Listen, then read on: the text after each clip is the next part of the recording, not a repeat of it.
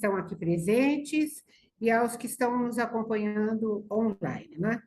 Então, hoje nós teremos a palestra com o Diego Balbino. Ele é formado em tecnologia da informatização, da informação, e é membro da Sociedade Teosófica e também da nossa loja. Então, eu vou lembrar a vocês agora, primeiro, os objetivos da Sociedade Teosófica, que são: primeiro, formar um núcleo de fraternidade universal, sem distinção de raça, credo, sexo, casta ou cor. O segundo é encorajar o estudo da religião comparada, filosofia e ciências. E o terceiro é investigar as leis não explicadas da natureza e os poderes latentes do homem. Agora nós vamos nos preparar para os estudos de hoje, fazendo uma pequena meditação. Vamos nos acomodar bem na cadeira, fechar os nossos olhos, fazer uma respiração profunda e acompanhando no mantra da unidade. Ó vida oculta que vibras em cada átomo. Ó luz oculta que brilhas em cada criatura. Ó amor oculto que brilhas, que tudo abrange na unidade. Possa todo aquele que se sente uno contigo, que ele é por isso mesmo, uno com todos os outros.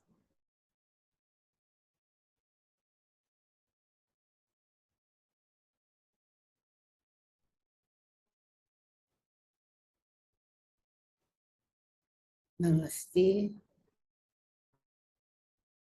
Agora nós vamos chamar o Diego. Vamos lá, Diego.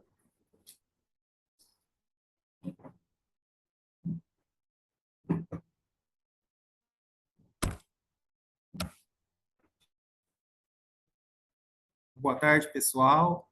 Bom, primeiramente eu gostaria de agradecer a presença de todos que estão presentes, né, aqui na loja, todos os que estão online, assistindo pelo Zoom, e os que vão, né, assistir no futuro, quando a gente colocar isso aí na internet também.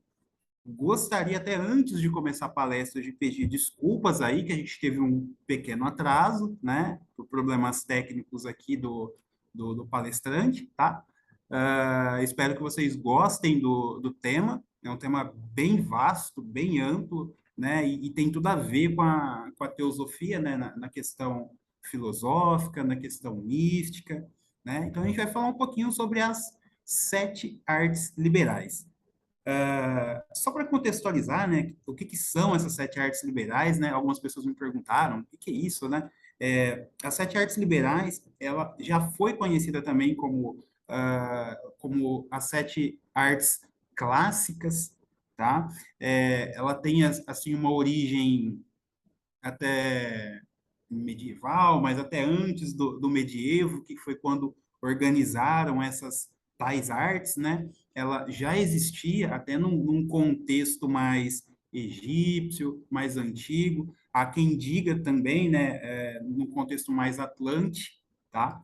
Então, tem muita história aí para a gente conversar sobre esse tema. Então, vamos lá.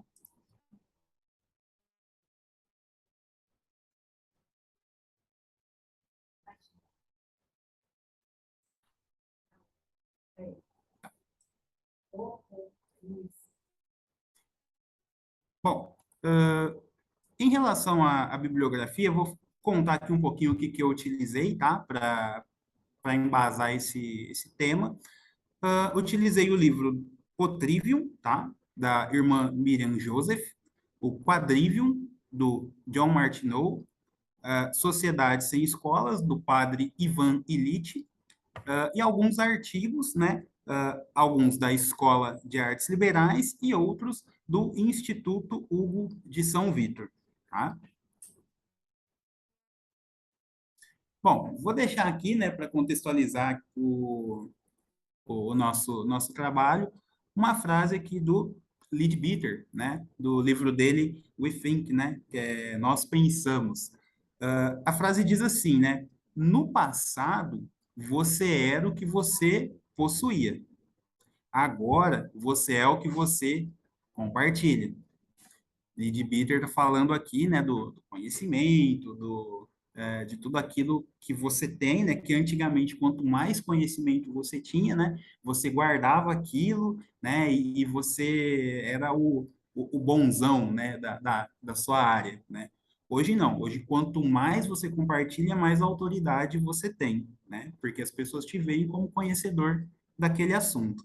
Então, é uma frase que o Leadbeater utilizou no livro dele, que vai contextualizar um pouquinho aqui do nosso trabalho. Bom, o que é arte, né? Nós estamos acostumados, né, a falar sobre arte, né, sobre as artes plásticas, né, sobre a música, a pintura, né, todas essas artes que nós conhecemos hoje, que são artes maravilhosas, só que não é dessas artes que nós vamos falar hoje, tá?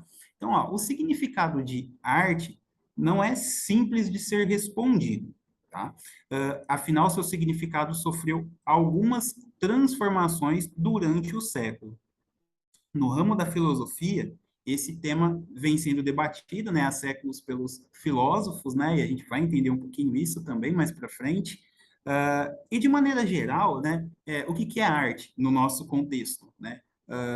É uma definição, né, que está centrada em três pontos, em três categorias, que é a representação, a expressão e a forma, tá? Até então a gente está falando da arte tradicional ou da arte que a gente aborda mais, né, nos dias de hoje. Bom, a arte como representação, né, Platão, né, falava e deu mais ênfase, né, nesse tipo de arte, né, ele foi o primeiro, né, a desenvolver a ideia de arte como mimese, tá? Que em grego significa cópia, imitação, né? A forma de você representar alguma coisa, né?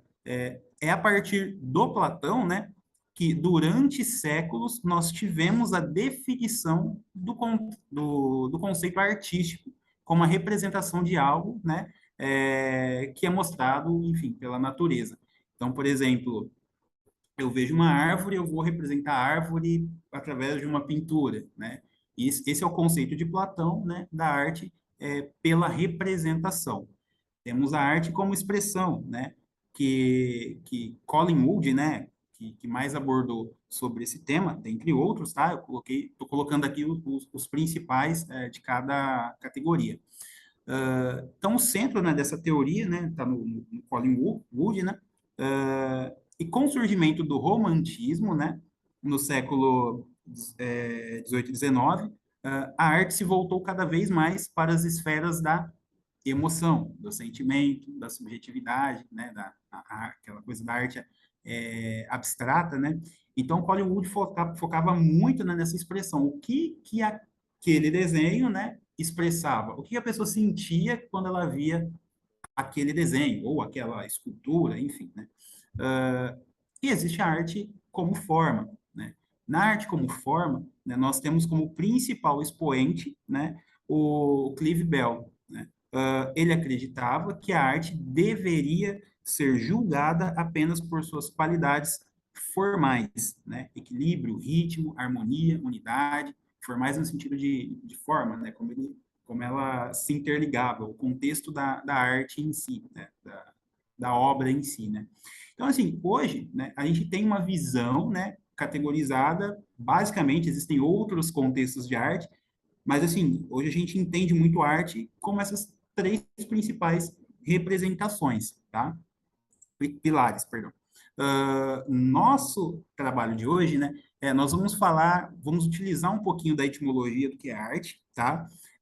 Que ela vem, né, da palavra latina ars, que significa habilidade ou ofício, né? Define uma metodologia definiu, né, uma metodologia de ensino organizada na Idade Média, cujo conceito foi herdado da antiguidade clássica, né? Contemporaneamente, o conceito de artes liberais denotam a formação multidisciplinar visando a formação plena, sem necessariamente ser profissionalizante. Referem-se aos ofícios, disciplinas acadêmicas ou profissões, artes, desempenhadas pelos homens livres.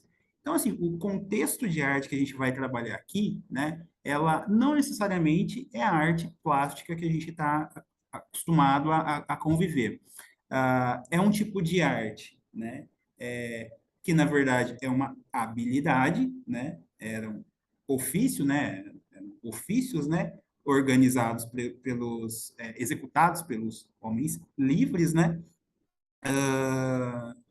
e isso foi, não que ela nasceu, mas ela foi organizada, categorizada, formada na Idade Média. E eles utilizaram o princípio dessas artes, né, desse tipo de arte que a gente vai falar daqui a pouquinho, né, como um modelo de ensino, tá? Então, eles utilizaram aquilo para fazer um modelo de ensino, tá? Ensino esse, né, da escola convencional, de escolas de mistério, por exemplo, a gente vê grandes artes, grandes filosofias, né, grandes até ordens, né, utilizando desses temas para ensinarem, né? Mas basicamente, né, foi um método de ensino que foi organizado na Idade Média. Bom, então, o que são as sete artes liberais? As chamadas artes liberais ou artes clássicas, né, elas são, né, essas sete artes, né, elas constituem um modelo de educação, constituíram, né, um modelo de educação na antiguidade clássica, greco-romana e a Idade Média. E interessante falar aqui também, né, que arte liberal, né, ela era organizada, né, ela era executada, era um ofício, né, executado por homens livres. Livres por quê, né? Antigamente, né, a gente tinha toda essa categorização que a gente até vê hoje de uma forma subjetiva, né? Mas éramos organizados em homens, os homens livres, né? Existiam os servos, os escravos, né? E os homens livres, né?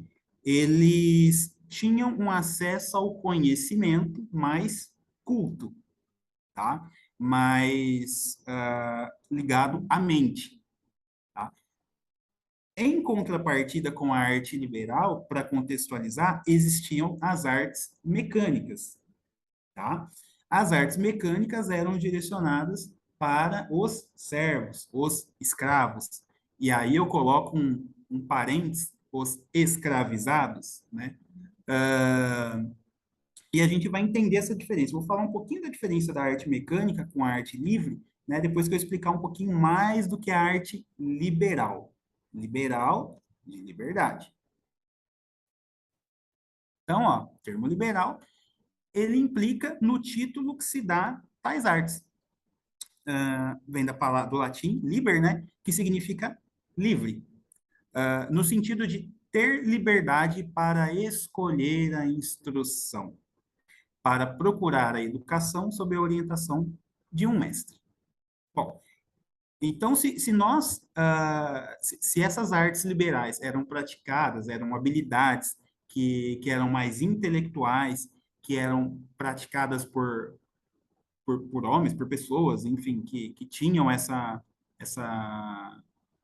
tal habilidade, essa classificação de homem livre, né? A liberdade em si, né? Não é porque ele era livre para aprender tal instrução, né? Igual eu comentei, né? Existe a arte liberal e a arte mecânica. Né? A arte liberal era para todos os outros, mas o centro disso tudo era a arte liberal era para quem era focado no intelecto, as artes mecânicas para quem eram os servos e os escravos. Mas essa arte liberal que eram para os cultos, para os livres, enfim, eles tinham, né, a grande sacada do liberal era a oportunidade de escolher a instrução que eles queriam aprender. Por exemplo, hoje a gente tem pessoas dentro de uma sala de aula, né? E eu vou falar um pouquinho disso mais aprofundado depois, mas basicamente, né? O professor está passando uma instrução para o aluno, né? o aluno ele está aprendendo aquela instrução, tá? O aluno, naquela época, né, ele poderia, nesse contexto, né, de arte liberal, ele poderia escolher o que ele queria aprender. Não necessariamente um ensino categorizado, classificado, mas, por exemplo, vou dar um exemplo de mim mesmo. O Diego gostaria de aprender sobre determinada coisa, né? Então, ele ia procurar um mestre que sabia aquela coisa, né, aquele assunto, e ia se aperfeiçoar, tá? Isso era o conceito de arte liberal, tá? Então, existia essa liberdade para aprender, tá? Bom, e aí a gente vem nessa diferenciação, né, do que é ensino e do que é educação. Bom, hoje, no nosso contexto mais sistemático, né, de escola, né, a gente vê escolas que sim praticam ensino e vê escolas sim que praticam educação. Fiz alguns apanhados, né, de alguns comparativos que os pensadores que eu citei aqui, né, e os que eu vou citar, e fiz algumas considerações da diferenciação do que é cada um, segundo esses pensadores. Então, basicamente, né, o ensino ele é pautado pela transmissão de um conteúdo, a educação pela construção do conhecimento, tá? Então, ensino, né, é esse exemplo que eu dei agora há pouquinho, né? Imagina o professor na sala de aula ou até mesmo nessa palestra, né?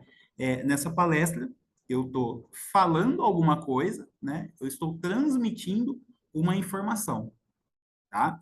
E a intenção é que vocês entendam. Então, eu vou utilizar de habilidades para que vocês consigam entender o que eu estou falando, né? Isso é um ensino. O ensino de qualidade é quanto mais eficiência eu tenho no aprendizado, mais eu conseguir transmitir o que eu tenho para falar, tá? Então, o termo ensino está ligado à instrução, treinamento, né, palestra, e a transmissão de informação, onde o foco se dá no conteúdo. Então, enfatizo, né, essa capacidade de transmitir a informação com efetividade. Educação, né, vai um pouco mais além do que a transmissão do conhecimento, do conteúdo. Ele foca, né, na construção desse conhecimento.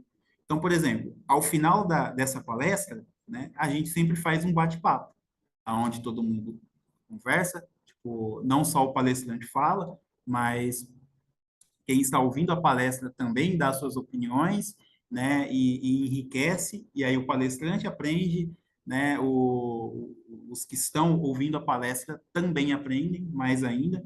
A gente constrói essa educação, né, a gente constrói esse conhecimento em conjunto. Isso é educação.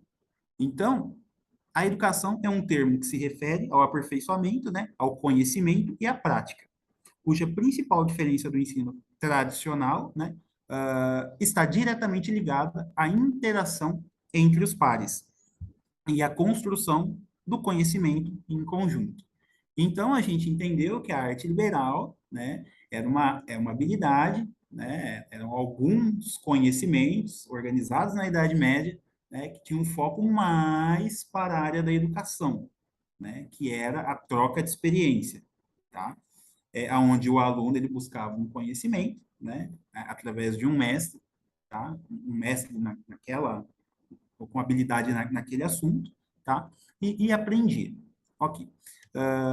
Porém, né, acabaram contextualizando essas artes liberais, pegaram algumas coisas dela, né, na Idade Média e utilizaram no ensino, né, tradicional, no ensino, como hoje temos a escola pública, né, isso virou um ensino na Idade Média, tá?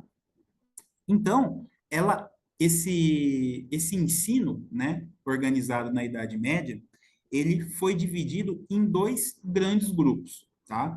Então, as sete artes liberais clássicas eram divididos em trivium e quadrivium, ou seja, dois grupos, um trivium e o quadrivium. Estes foram o principal modelo de educação, né, como eu mencionei aqui, na Antiguidade Clássica e na Idade Média. Agora vamos entender o que é o trivium, o que é o quadrivium, né, enfim, quais são exatamente o que que eles aprendiam, né? Quais eram essas instruções, essas lições. Então, ó, o Trivium, ele estava dividido em três grandes matérias. Vamos pensar como a gente entende hoje, né? Vamos dar o nome. Então, o Trivium ainda é, né? A gramática, a retórica e a dialética. A gente vai falar de cada um deles, tá? E o quadrívio né, a aritmética, a geometria, a música e a astronomia. E aí, né, vocês olham esses dois grupos, exatamente, eles olham esses dois grupos, a gente olha esses dois grupos e a gente vê o quê? Um conhecimento culto, conhecimento mental. A gente não está vendo, né? Não sei se vocês lembram que estava em um dos slides, né? Não necessariamente profissionalizante. Eu posso ser um professor de gramática, né? Posso ter uma profissão, mas não é bem essa a ideia, né? É entender a gramática. Todos esses conhecimentos são da mente, né? Assim, são mais cultos. As artes mecânicas que eu comentei com vocês, que eram dados aos servos, aos escravos, escravizados, né? Eram artes mecânicas que derivavam dessas artes mais cultas. Cito, né? A agronomia, tá? Porque na agronomia você precisa plantar, tem a colheita, a astrologia, tá? Dentre outras várias, e enfim. E aí, né, uma coisa interessante, a música, eu vou falar um pouquinho mais de música aqui, a gente entende música, né, como alguém tocando piano, como alguém tocando violão, e a música ela vai um pouquinho mais além disso, tá? Ela é mais pensamento, né, sentimento do que necessariamente mecânico, tá? Então, estou fazendo essa ênfase para vocês entenderem que trívio e quadrívio, né, eram os grupos, né, são, na verdade, até hoje, né, são os grupos das artes, das 7 artes liberais, trivium de 3 vias, né, de 3 matérias, e quadrivium de 4 matérias, todas ligadas ao intelecto, tá? Então, vamos lá. As 3 vias. E agora vai começar a fazer sentido a aplicação, né, do trívio e do quadrívio, por que que eles aprendiam isso, por que que eram para as pessoas que tinham uma elevação, buscavam, né, uma elevação mental. Então, o trívio, ele é relacionado à mente, tá? Ele foca no desenvolvimento intelectual, ou seja, né, na habilidade de escrever, na habilidade de se comunicar, de persuadir, de compreender e de filosofar, tá? Ligado muito na comunicação.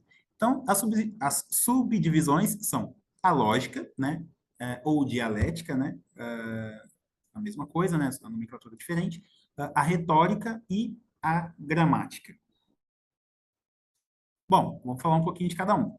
A lógica ou dialética, ela vem em primeiro lugar, pois o pensamento ou a razão vem antes da materialização da palavra. E é a arte do pensar, de retificar a razão. Então, quando eu vou conversar com alguém, quando eu vou me comunicar, quando eu vou me expressar, antes mesmo de falar, de materializar a palavra, né, de escrever, eu tive que pensar naquilo, né? Então, o pensamento, ele vem antes da comunicação, tá? Então, a lógica é essa capacidade de entender o que o outro está falando, né, o que o outro quer dizer, e de interpretar, enfim, né? E até mesmo de entender como você vai expressar, se expressar melhor ou escrever melhor para que a outra pessoa entenda o que você está querendo dizer. Então, a lógica é isso, essa capacidade de, de entender, de pensar, né? A gramática, né, é a arte de inventar e combinar símbolos, né? E a gramática, hoje, por exemplo, né, muita gente pensa que a gramática ali é a aula de português, né? Não necessariamente, né? A gramática, sim, né? É a arte de combinar símbolos, mas não necessariamente o alfabeto, o português, por exemplo, né? Nós estamos no Brasil, não é necessariamente isso, mas é a arte de você escrever símbolos e fazer com que outras pessoas entendam aqueles símbolos que vocês estão, que você está transmitindo. Isso é a gramática. É a arte de se comunicar por símbolos, né? E a retórica é a arte de se comunicar. A partir do momento que você pensou, né, você desenhou os símbolos, né, você vai interpretar, você vai, de certa forma, quem está lendo vai interpretar, né, mas assim, você vai falar, explicar, se comunicar de fato, né, apresentar aquela ideia ou aquele texto, enfim, né. Então, até antes de entrar aqui no quadrivium, né, o trivium era focado bem nisso, né? Era nessa arte de se comunicar, de se expressar, de transmitir uma ideia. Então, quanto mais orador, quanto mais retórico, quanto mais influente você era, influente no sentido de capacidade de influenciar alguém, né? Você era mais elevado, né, do que a maioria da sociedade. O quadrivium, né, era formado por quatro vias, né? Quatro vias da matéria. Lembra que todo o grupo era intelectual, né? Era os dois grupos intelectuais, porém o trivium focado na mente e o quadrivium focado na matéria. Então, enquanto o trivium estudava a capacidade de se comunicar, de se expressar, de interpretar, o quadrivium era focado na materialização das coisas. Então, eles dividiram o quadrívio, né, em dois grupos, tá? A aritmética e a música, que eram focados em números. Diego, mas a música é número? Sim, a música é número. Diego, a música não é nota? Não, a música é número. É número. Uh, então, né, são números. Onde a aritmética, né, era teoria dos números, né, estuda a teoria dos números, e a música, a aplicação da teoria dos números, tá? E o outro grupo é a geometria e a astronomia. É a mesma coisa, né? Um é a prática do outro, né? Eles focam na extensão e no espaço. Então, a geometria é focada, é a teoria, né, do espaço, do estudo do espaço, e a espaço a gente pega, por exemplo, as aulas básicas de geometria, né, o quadrado, o triângulo, né, enfim, estudar as áreas, né, isso tudo, né, é uma base para, por exemplo, estudar a astronomia, né, as distâncias dos planetas e tal, que aí depois, né, vai para as artes mecânicas, que vai para a astrologia, né, enfim. Então, entendendo aqui, né, o quadrívio, só para a gente lembrar, para a gente entender mais para frente, né, o desfecho de cada coisa. Quadrívio, né, são quatro artes divididas em dois grupos, né, um primeiro grupo focado em números e outro grupo focado no estudo do espaço, aonde um é a base, né, teórica para a prática do outro.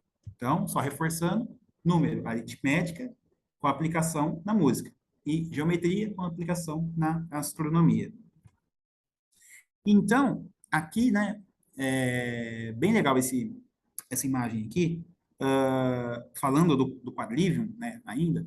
Então, a gente vê aqui, ó, isso aqui, né, se a gente não olhar, né, o que está escrito aqui, né, toda essa parte escrita, né, esse quadradinho preto com esses números aqui, apesar de serem números, né, a gente pode considerar que ele é uma gramática, é um símbolo, são símbolos, tá? É aritmética, tá, gente? Aqui tá, é a representação da aritmética, mas se eu olhar, eu entendo que isso aqui está falando de números, né? Isso é uma forma de símbolos, né? De simbolizar o que quer dizer, tá? Então, o símbolo da aritmética, né? Eu coloquei esse desenho aqui. Então, a aritmética é a teoria e a música é a prática da aritmética. Então, se eu não ver escrito música aqui, se eu colocar só esse símbolo da música, né, todo mundo entende que é alguma coisa relacionada a som, né? Isso é um símbolo, né? Aqui, um compasso, né? Principalmente para quem está acostumado, por exemplo, com a maçonaria ou outras ordens, né? Associa o compasso à geometria, né? Então, isso aqui é um símbolo, né? Da geometria, que é a teoria, né? Do, da astronomia, que é a aplicação, né? Do estudo do espaço. Então, aritmética, música, teoria e prática. Geometria, astronomia, teoria e prática. Beleza. Então, falando de cada um, né? A aritmética, né? Vamos sobre a aritmética primeiro. Toda pessoa que passou pelos bancos escolares, né, possui um conhecimento matemático. Por mais que limitados e insuficientes, mas todo mundo já fez uma continha de mais, de menos, né? Conhece a matemática. Só que a matemática, né, ela não se limita, né, à capacidade mecânica de calcular, né? Antigamente, né, pelo menos assim, né, quando eu comecei a estudar, né, tinha aquela coisa da tabuada, de decorar a tabuada e tudo mais, né? Isso é legal, isso é importante, enfim. Né? Mas não é isso. A aritmética vai um pouco além disso, né? Ela não é só essa habilidade de calcular, tá?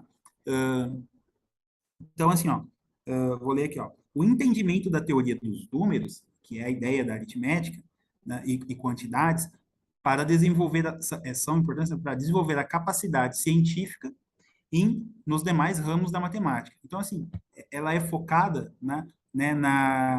nessa capacidade de entender os números, como eles se comportam entre si. Como assim, Diego? Por exemplo, com a aplicação da música. Então, lembra que eu falei que a aritmética é número, e é a teoria, e a música é a prática dos números. Se alguém pode já ter ido, ou alguém já pode ter ouvido falar, por exemplo, da musicoterapia. Ou quando você escuta um concerto, ou está escutando qualquer tipo de música, né? Cada música que você escuta, você tem um sentimento, né? Você sente alguma coisa. Existem pessoas que passam por processo de cura com musicoterapia, né? Existem gestantes que influenciam a, o desenvolvimento da criança com a música. Então, por exemplo, se a criança, isso são estudos, né? Se a criança passa por um processo de gravidez, né? Escutando, por exemplo, vou escutar músicas mais calmas, ela tende a ser uma criança mais calma, tá? Porque o ambiente dela está moldando ela através da vibração, tá? Mas, né, a música, né, ela cura, ela influencia, ela calma. Às vezes você está nervoso, você escuta uma música, você relaxa. Ou às vezes você está calmo, você escuta uma música frenética, você fica agitado também, né? Além desse sentimento, né, além dessa bela arte, né, ela é uma arte liberal, né? Então, ela é a aplicação da quantidade aritmética. Então, além de desenvolver a memória, né, e a expressão, né, da alma humana, por meio de harmonia e ritmo e melodia. Então, ela influencia o nosso corpo conforme a gente escuta ela ou conforme ela é construída, tá? Conforme ela é construída. E aí eu vou dar um exemplo que a música não tem, né? Enfim, a consequência da música é a arte, a consequência da música é a cura, né? Por exemplo, né? É a influência no corpo, né? Mas a música é matemática. E aí, quem está um pouquinho mais familiarizado com música, né? Quem já aprendeu, já procurou aprender um instrumento, ou que seja um piano, um violão, um violino, qualquer instrumento musical, né, vai entender um pouquinho mais a fundo, né, do que eu vou falar aqui agora. A música, né, imagina que eu estou aprendendo lá a tocar o piano, né, ela é composta por diversas técnicas, né, de diversos contextos ali para formar um som que seja mais calmo, mais agitado, enfim. Então, existem algumas coisas dentro da música, e aí eu vou entrar só um pouquinho, tá? Não vou pôr o pé muito fundo, não, mas vou entrar um pouquinho na música. Deixa eu perguntar, alguém já aprendeu a tocar o... Legal, né? Alguém já teve mais contato com música? Teve contato com música? Aprendeu o instrumento? Legal. Legal. É o ritmo que é o compasso que é a matemática. Isso, exatamente. Então, assim, ó, hoje, né, eu elenquei algumas coisas, mas tem várias outras. Mas, por exemplo, tríade, né? O que é uma tríade, né? A tríade, quando você vai formar um acorde, por exemplo, um acorde, a gente está acostumado com o nome de nota, né? Você vai tocar um dó no piano, né? É formado por três notinhas lá, né? Essas três notinhas são as tríades. Então, quando eu estou aprendendo a tocar um piano, por exemplo, vou dar um exemplo prático aqui, né? No piano, o acorde de dó é formado por dó, mi e sol, tá? São essas três notas. E aí, vamos supor que eu estou aprendendo e eu estou tocando, eu não lembro, estou bem no comecinho, eu não lembro como faz o sol, o acorde de sol, né? Se isso, né, essa tríade é uma fórmula, tá? Que eu consigo transferir aquele mesmo padrão para qualquer outro, né, espaço do piano, do violão, enfim. Exatamente. Então, coloca lá, dó, mi, sol, né? Aí, se eu vou seguindo com o mesmo desenho, eu vou repetindo essa tríade, né? E eu vou alcançando outras notas, tá? Outros acordes.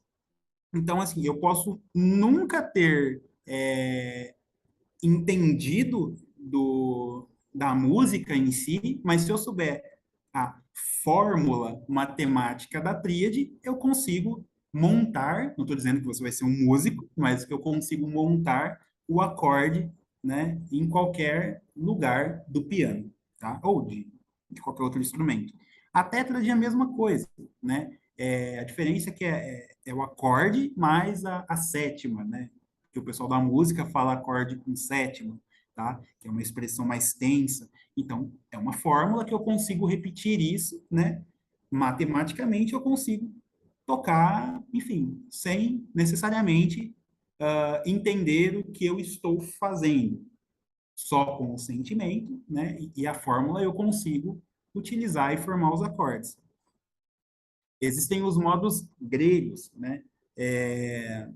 Vou passar bem rapidinho, né, para não ficar muito técnico aqui de música, mas a mesma coisa. E para quem está mais ligado à música, um pouco mais por dentro, uh, que são esses modos gregos, né? O jônico, o dórico, o lídio, o flígio, o lócrio, o eólio, o mixolídio. São as escalas, né? Só que conforme eu mudo os formatos dessas escalas, né, eu apresento sons diferentes. E é a mesma coisa. Eu consigo criar as fórmulas, né? E a partir dessas fórmulas eu consigo transmitir um sentimento para a pessoa e, consequentemente, aprender a tocar o instrumento. A série harmônica, tá? A escala, né? A mesma coisa, série harmônica. O que é uma série harmônica, né? Então, por exemplo, quando eu tenho uma nota, seja no piano ou uma nota no violão, né? Quando eu bato, né? Quando eu aperto aquela nota, qual que é a percepção que a gente tem, né? Que o volume daquela nota vai abaixando. E sim, o volume vai abaixar, né? O volume vai abaixando. Porém, né, não só abaixa. A cada espaço de tempo, né, essa nota vai mudando de tonalidade. De tonalidade. Então, eu bato o som e vai mudando a nota sem eu perceber, né? E vai abaixando o volume. E a mesma coisa, essa série harmônica, ela é contínua. Como se fosse, por exemplo, o π, né? O π é o 3,14 e tal, é um número fixo, né? A série harmônica é a mesma coisa. Quando eu tocar um instrumento, obrigatoriamente ele vai ter um intervalo de nota específico, tá? Então, totalmente matemático. E aí eu comentei, né, da formação dos acordes, tal, e N, a Márcia bem citou aqui também a questão da dos compassos, totalmente matemáticos. Então, assim, né, para quem não nasceu com o dom da música, né, é possível, seja matematicamente, seja você conseguir a tocar um instrumento, né? E por que que isso é interessante? Porque, assim, às vezes a pessoa, isso acontece muito, né? Às vezes a pessoa, ela não tem o dom da música, né? Não tem o dom, aquela coisa do ouvido que o pessoal fala por aí, né? E aí ela toca música, ela copia, existem cifras, partituras que você pega na internet, né? E você aprende a tocar aquilo. Só que se você vai se especializar, né, e você vai querer, por exemplo, compor uma música, né, então, ou você tem o dom, você vai ter que ir por outro artifício, né? Alguns dos artifícios utilizados, né, é a matemática. Tem um músico brasileiro, ele é mestre em música, chama Mozart Mello, tá? Ele fala que a música é matemática. Então, eu acho muito interessante essa fala dele. Bom, geometria. Como uma arte liberal, a geometria, principalmente euclidiana, ela busca desenvolver a imaginação e a compreensão das realidades abstratas que impedem da matéria, como, né, definiu Platão. Sua concretização servirá para analisar o conteúdo aprendido e, em seguida, usar os conceitos geométricos para desenvolver as artes mecânicas, como a construção, a carpintaria, a astrologia, a agronomia, né? Então, ela é a base para desenvolver as artes mecânicas que a gente comentou, que os servos, os escravos, eles eram, né, permitidos estudar. Então, a geometria é a base, né, para toda a questão de espaço. A astronomia, né, é o estudo da mecânica celeste, né, do que acontece lá em cima, né? É a aplicação da geometria e do simbolismo astrológico, indispensável para a compreensão das obras dos maiores pensadores do Ocidente e de sua cosmovisão. Apesar dessas artes serem muito antigas, né? Enfim, eu dei alguns exemplos, algumas possibilidades de terem existido aí desde a época, né, dos Atlantes e tudo mais. Uh, a gente vai falar um pouquinho da evolução, né, e do que alguns dos filósofos que a gente está acostumado a estudar, eles pensaram, né, pensavam sobre essas matérias, tá? Bom, então, na linha do tempo, a gente vai falar um pouquinho sobre o Isócrates, o Aristóteles, o Agostinho, tá? Que é o Severino Boécio, e o Alcuino de York. Então, a gente vai ver o que esse pessoal pensava, né? Como que eles enxergavam as sete artes liberais. Então, o Isócrates, né? Ele atraía para Atenas multidões de alunos, tá? Aos quais ensinavam os segredos da retórica, de como se comunicar, de como se expressar, né? E da persuasão política. Desse modo, surgiram os dois modelos paradigmas da formação escolar. De um lado, o ideal platônico, né? Que era focado na questão da filosofia, então ele focava muito na filosofia, né? Já o Isócrates, ele focava mais na comunicação, né? Então, aqui, ó. Então, de um lado, né, o Isócrates, né, focado o Platão focado na parte filosófica, e de outro lado, o ideal isocrático, né, que de acordo com o qual o importante era dar aos jovens, né, uma boa formação literária, ensinando-lhes a bem falar, a exprimir-se com clareza, a se comunicar com os ouvintes por meio de palavras adequadas e de belas expressões, né? O Aristóteles, ele defendia a educação liberal, principalmente nos primeiros 7 anos de vida. E aqui é muito interessante que a gente viu o que é as artes liberais, né? Que é a capacidade de você aprender livremente, né? A parte culta, né? E que aí algumas dessas matérias, né, foram categorizadas para que fossem ensinadas nas escolas, tá? Com aquelas 7 que eu mencionei lá, tá? Só que a grande questão da arte liberal é você ter a liberdade de aprender e aprender, por exemplo, com a música, com o ambiente, tá? E o Aristóteles falava uma coisa muito interessante, ó. Uma vez nascida, as crianças, né, são muito importantes para a sua formação os alimentos, tá? De que vão se nutrir, né? Pois o leite em abundância é o alimento mais conveniente ao corpo. Então, né, enfim, existem N estudos aí que quanto mais você se alimenta bem, aliás, quanto melhor você se alimenta, né, na sua infância, aí, né, segue também para adolescência e tudo mais, quanto melhor você se alimenta, melhor a sua capacidade cognitiva de aprendizado.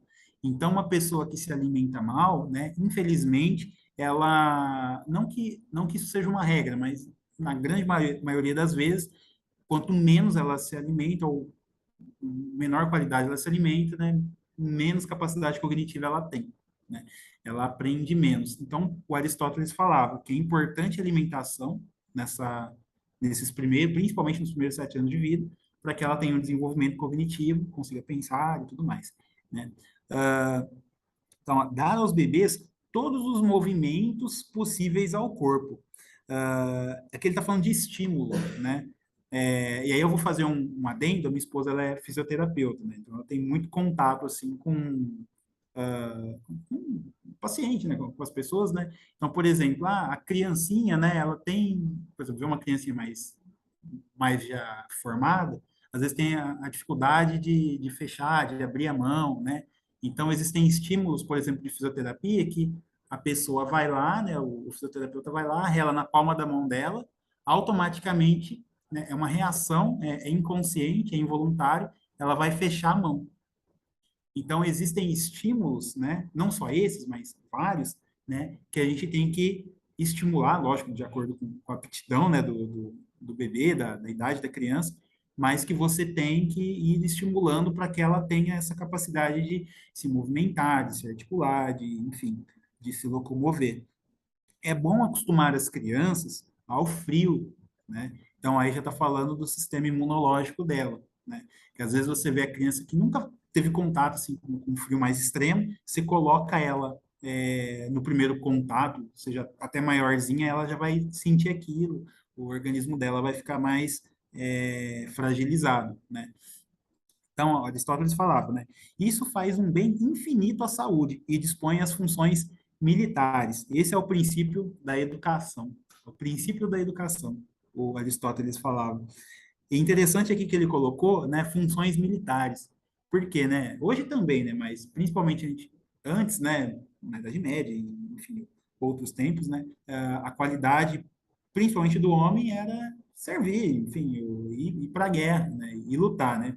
Então eles tinham todo esse cuidado, né, pegavam essas pessoas e, enfim, investiam nessas pessoas, principalmente nos primeiros 7 anos de vida, para que elas tivessem um corpo, né, tivessem habilidade cognitiva, para que elas conseguissem enfrentar aí os intempéries da guerra, enfim, do campo militar.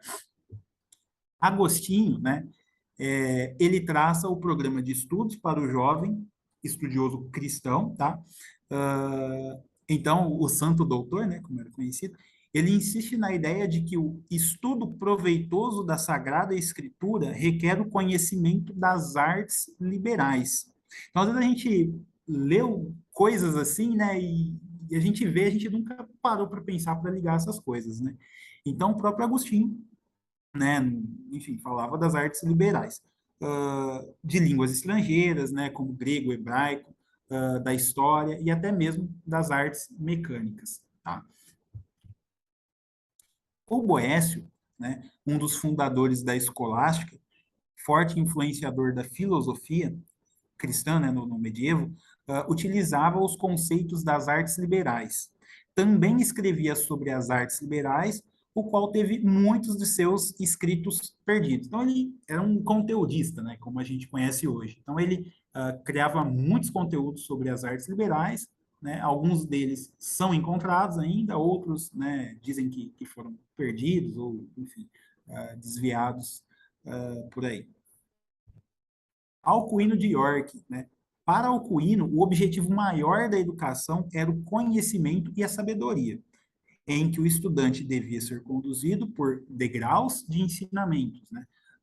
E aí a gente vê muito, principalmente aqui do Alcuin de York, uma questão mais progressista, mais filosófica, de que você tinha que ir alcançando os degraus e tal, né? E quanto mais você estudava as artes liberais, mais você estava preparado para ter o conhecimento, né? Iluminação, enfim. Então, sendo os primeiros 7 degraus da sabedoria, as 7 artes liberais. Então, os primeiros degraus da sabedoria, né, dessa progressão, era o trivium e o quadrivium, né, essas artes que a gente comentou aqui hoje. Então, o Alcuino compara as 7 artes às 7 colunas do Templo de Salomão, né? E afirma que a sabedoria é fortalecida pelas 7 artes liberais, constituindo estas o currículo da escola palatina, tá? Então, era o currículo mesmo, era a grade de estudo da escola palatina, onde eram admitidos crianças que já sabiam ler e escrever e realizar as 4 operações. O ensino era diferente, né? Então, eles encontravam essas pessoas que sabiam, né, fazer essas funções e traziam para dentro dessas escolas. Então, um programa de estudo que durava entre 7 e 9 anos, né, sendo equivalentes ao atual 6º ano do ensino fundamental, ao ter, do ensino fundamental, e ao 3º ano do ensino médio. Então, constitui, durante a Idade Média, né, aos estudos preparatórios para os estudos superiores de teologia, direito e medicina. Ou seja, né, o trivium, primeiro, eles admitiam essas crianças que tinham essa habilidade já, né, que já tinham esse primeiro contato, saber fazer a continha básica ali e tal, né, aí eles iam para um outro patamar de escola, né, essa preparação do ensino médio aí, que é o estudo do trivium e do quadrivium, né. Então, você começava a se preparar com o trivium e o quadrivium, e aí depois formalmente você poderia estudar uma dessas 3 vertentes de ensino, que era a teologia, o direito ou a medicina, né? É igual, trazendo um pouco mais recente, né? A gente estudava, por exemplo, aí, por exemplo, os meus pais, na época dos meus avós, eles estudavam até uma determinada aula, um determinado grau, e aí vocês vão me ajudar melhor nisso, né? Em que ano foi. Aí você poderia escolher, eu quero fazer o magistério ou a enfermagem. Era a mesma coisa, só que a base era o trivium e o quadrivium. Tá? Era a base para teologia, direito e medicina. Então, agora que a gente entendeu o que são as 7 artes liberais, a gente falou um pouquinho, né? Vamos um pouquinho mais para o lado histórico, para o lado místico, né? Enfim, a gente já viu que tem muita simbologia, né? Nessas artes que, por exemplo, a música, ela influencia seu comportamento, o teu sentimento, inclusive, né? Com a geometria, você consegue estudar a astronomia, consequentemente a astrologia, né? E aí a gente pega em ordens filosóficas, por exemplo, a geometria, né? É a base ali do simbolismo de muitas ordens. E com símbolos você aprende várias, né, enfim, conceitos, né, para você aplicar no seu dia a dia, na tua evolução, né, não só social, mas interno também. Então, trataremos da origem das artes liberais desde o Templo de Salomão. Primeiramente, é preciso ressaltar que as primeiras escolas do Ocidente e a própria origem do ensino na humanidade coincidem com a história das artes liberais, que ficaram conhecidas na Grécia clássica, mas que já existiam em civilizações anteriores, como eu comentei, no Egito, enfim, na própria Atlântida, enfim. Estas formas de ensino era chamada de educação liberal, né? Porque era livre, né? Educação livre, né? Discípulo-mestre. E, posteriormente, ganhou outros desenvolvimentos e nomes, como escolástica, educação clássica, tá? E aí a gente viu, por exemplo, né, que da escolástica, educação clássica, essa arte liberal estava no, na época medieval, então eles foram classificados e organizados dessa forma, mas eles já vinham de muitos tempos atrás. Então, para estudar as origens das artes liberais, é preciso reviver a própria origem das civilizações, do cálculo, da escrita, e esta história é a própria história da ciência e da educação na humanidade. Então, a educação que a gente conhece hoje, o ensino, né, veio das artes liberais, que consequentemente veio desses estudos mais místicos do, tanto do Egito quanto da própria Atlântida. A maioria dos especialistas reconhecem o surgimento da escrita entre 4.000 e 3.500 a.C., na Suméria, na região da Mesopotâmia, que significa entre rios, né? Mesopotâmia é entre rios, por se localizar entre os rios Tigres e Eufrates, onde hoje é o Iraque. A escrita marcou o fim da pré-história, sendo possível, então, o registro para as futuras gerações. O estudo desses registros, né, a história que nos é possível, é a história que nos é possível conhecer. A escrita inicialmente era ensinada por sacerdotes e principalmente de pai para filho, em ensino domiciliar, que é uma das primeiras formas de ensino da humanidade, sendo a família a primeira escola. Então, lembra lá que Aristóteles falou que os primeiros contatos com a criança, ele tinha que dar aqueles estímulos, as alimentações, né? E esses primeiros conhecimentos aqui, né, que está citando aqui, era ensinado ali no domicílio. Os pais davam os primeiros ensinamentos ali para as crianças. A origem da escrita e, consequentemente, da história e da literatura criaram as bases para a sistematização da ciência, da gramática, da retórica, da dialética e da lógica. Porém, onde essas artes foram estudadas e ensinadas pela primeira vez, né? Onde que isso aconteceu, né, pela primeira vez, né? Para Hugo de São Vítor, né, o Egito é a mãe das artes liberais. E de lá que foram posteriormente para a Grécia, por volta do século V e IV, né, voltando, né, antes de Cristo, Tales, Pitágoras, Parmênides, provavelmente beberam dessa fonte egípcia. Então, né, Pitágoras, né, enfim, além de filósofo, um grande matemático. Então, esses caras pegaram esse conhecimento do berço, né, do Egito, né. Então, os primeiros centros de ensino na Grécia, né, onde eram os primeiros centros de ensino na Grécia, né, onde eram transmitidas as artes liberais e os ensinamentos destes mestres de forma oral e sem salas de aula, né. Não estamos defendendo um mundo sem salas de aula, né, mas assim, é como isso aconteceu lá atrás. E aí, fazendo um parênteses, né, hoje a gente tem muita gente aí, né, não vou entrar nessa questão, né, mas tem gente que fala, tem que ser estudo em casa, tem que ser estudo na sala de aula, né? Existem, só para quebrar um preconceito, existem escolas que têm o ensino, né, que é aquela coisa de transmitir uma informação, mas existem escolas que têm essa questão educacional, que é aquela questão de você construir o aprendizado junto, né? Fizeram até um estudo, agora vai me fugir a memória a escola, mas que eles perceberam uma mudança, um aumento na aprendizagem quando eles colocaram, por exemplo, os alunos, né, não em fileiras, né, mas em salas de U, onde eles conseguiam se debater, um olhava para o outro. Então, assim, né, a gente não está indo por essa área de que a escola, né, como a gente conhece, é boa ou ruim, que tem que ser em casa ou não. A gente está falando de arte liberal, né, que vem primeiro da infância, começa da família, né, e que antigamente, né, era passado de forma oral, né. Aqui nesse contexto, né, segundo São Vítor, era nas escolas egípcias. Bom, Platão também viajou ao Egito, né? Então, para aprender essas artes liberais. E voltando à Grécia, criou a academia em 387 a.C., nos jardins de Academos, em Atenas, de onde provém o nome de sua escola. Instituiu a lógica racional e ensinou filosofia e matemática por meio de questionamentos, né? Então ele questionava, né, e ia construindo um aprendizado, né? Filosofia pura aqui.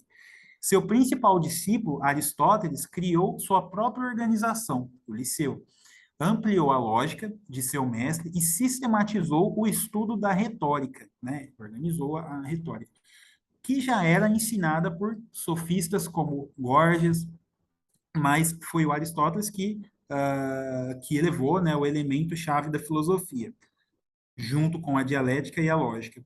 Em 343 a.C., Aristóteles torna-se preceptor de Alexandre, o Grande, rei da Macedônia.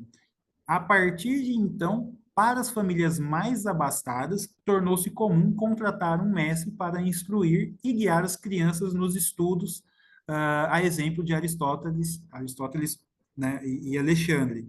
E daí que veio essa cultura, por exemplo, nossa, a criança ou não está aprendendo, ou quer um reforço, ou ela, enfim, quer aprender mais, né?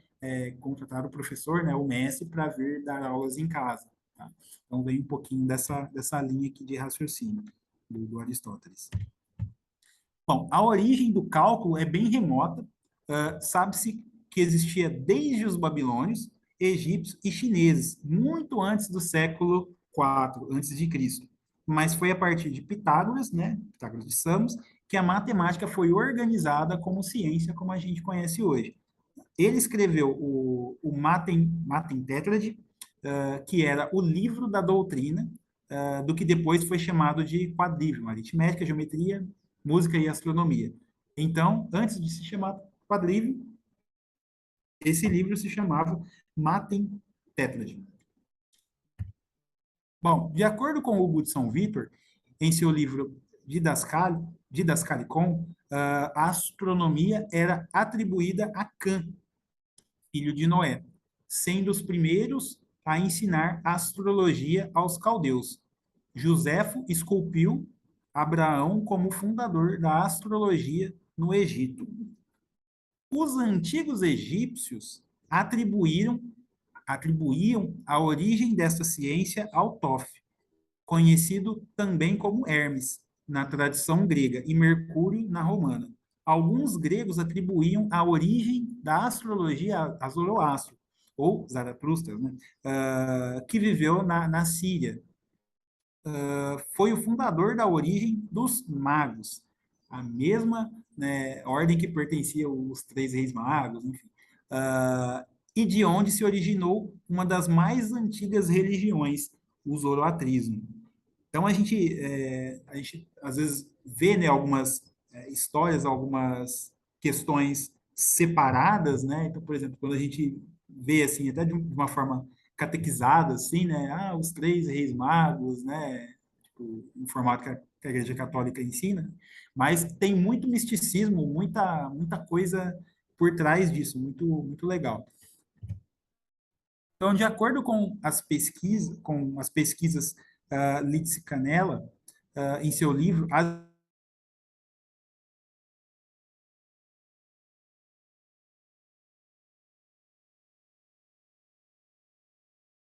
cada um, a parte reservada ao culto era bem reduzida, o terceiro andar guardava incalculáveis tesouros, né?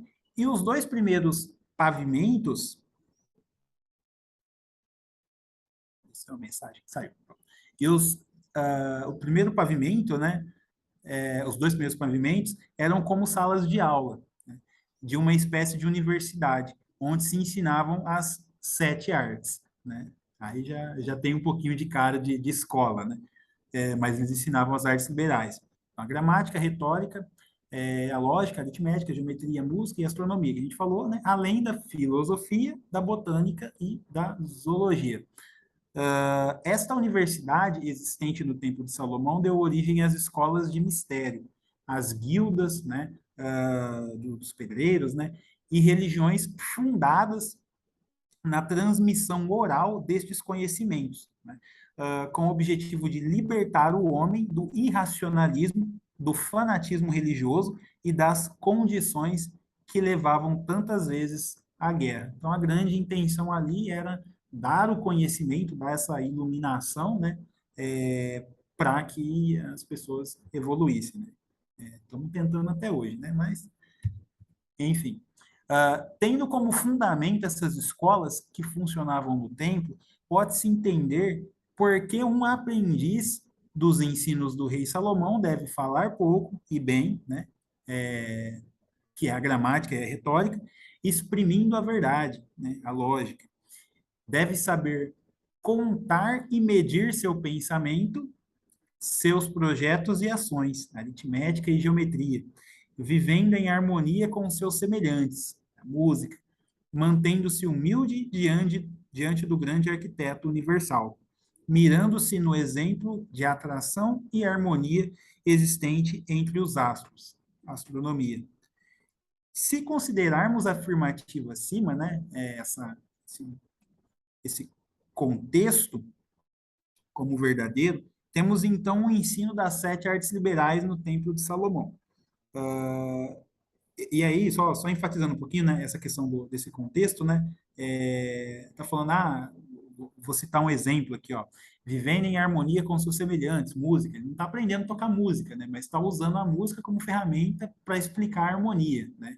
Então, esse contexto, né, que se for considerado, né, a gente pode considerar, né, como o ensino das artes liberais aí no Templo de Salomão, como a mais antiga fonte de todas acima citadas, datando então de mais de 900 anos antes de Cristo, sendo o Templo de Salomão a primeira escola e universidade organizada e a provável origem das 7 artes liberais. Sabemos que tem várias controvérsias, né? Eu ainda acho que vem de muito antes disso, mas, né, aqui, segundo pesquisas aqui, né, especificamente aqui do Hugo de São Vito, vem aí dessa questão do Templo de Salomão. Provavelmente até de outras ciências como as citadas, né, botânica, zoologia e a própria filosofia poderiam vir daí. Ou se não vieram daqui, né, teve uma expansão maior daqui, né, mas com uma base, né, de tempos mais anteriores.